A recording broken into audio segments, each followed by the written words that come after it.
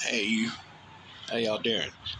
How about we do a quick update where we're at with cars again, just to let you guys know we're still here. Um, going to replace some parts on the Mustang. Remember I showed you that part flopping the other day? This is the one I replaced, and you see how much stiffer that is. That's the inner and outer tie rods. Replace the sway bar links. I went to replace this ball joint right on this part right here with this from this old one. Okay, old tore up looking one, and I went to press in my new ones. All right, and I got them set up on the table now because they're clean and new. But the thing is, this hole's wallered out. You can't press it up in there. If you put it in there, it just flops. And yes, I do work in my flip flops and no shoes, but that won't hold the part now. It won't. It'll just pop up in there. I can't show you right here, but it won't. The hole won't hold one of these now. So I had to replace this whole part, which is okay because the last things I hadn't replaced on the suspension was going to be the bushing here and here. These bushings are part of the suspension.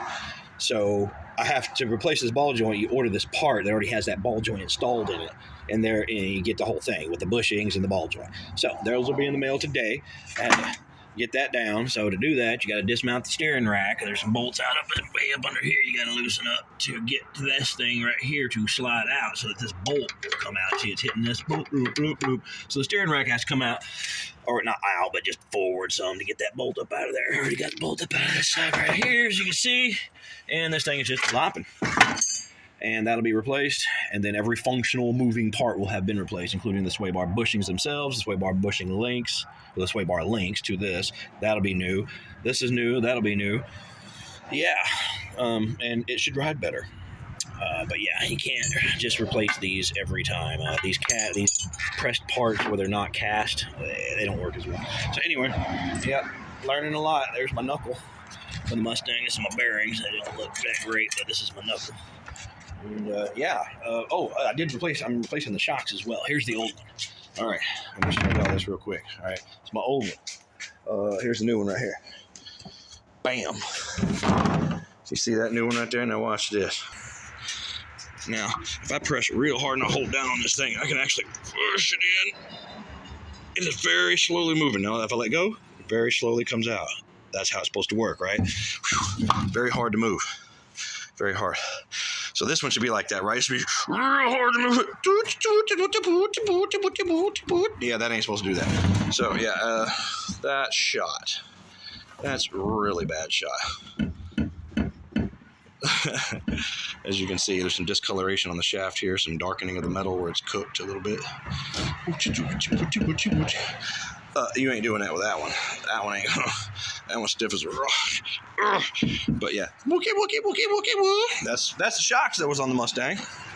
So no wonder the front tires are going when you're driving down the road. The shocks are not absorbing shock.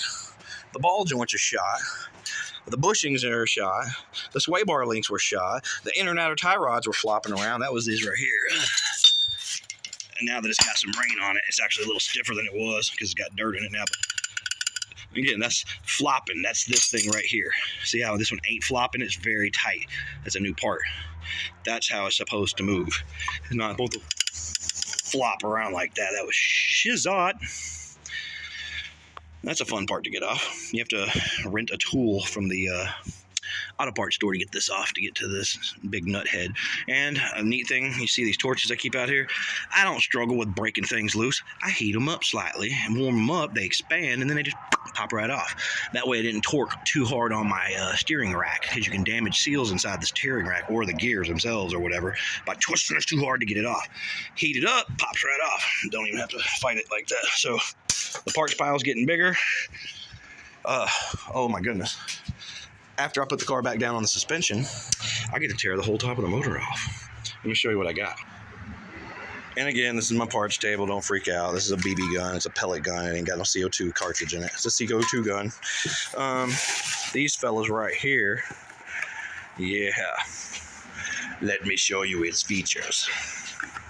That's a milling roller lifter for the Mustang. Oh my goodness.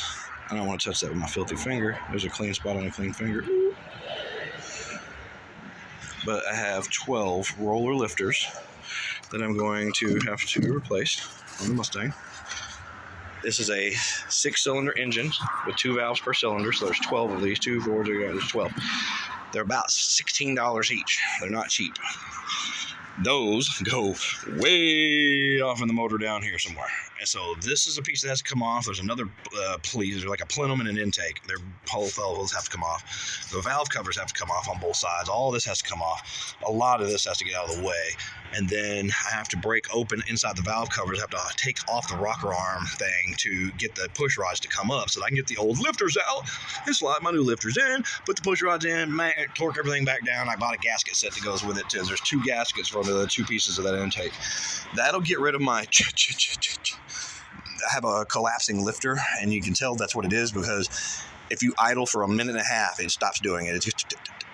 It goes away because the lifter is starting to pump up and it's doing what it's supposed to at that point, and it'll drive. But it's not good, so I'm definitely going to replace that. So yeah, but this isn't a double wide mobile home in the middle of the woods. Yes, I know. But we have been a couple times since I did y'all that video the other day. We did take that white vehicle out there a couple times, that Escape, and it made it. It drove us out there and back, bros, broskies and broskets. That was the sway bar bushing for the Mustang. It was split and destroyed in the middle on both sides, as you can see here and here. There's no good ride happening on that. This stuff is going clank, clank, clank. Holes are wallered out and dry rotted, as you can probably tell there. All right, there's a CV axle from one of them. Trash man's here. This is the Mustang sway bar links, the old ones. I think these were probably better. They had the little pinch thing in the middle. The ones I got are cheaper, but it's the new rubbers. I guess, you know what, I probably could have kept these old bars. Interesting. Didn't think of that, but I don't know if I can get that off. But anyway, parts pile's getting bigger. I can do all this. You guys can do all this. This ain't that hard. I Googled it. I YouTubed it. I can do it. It's fine.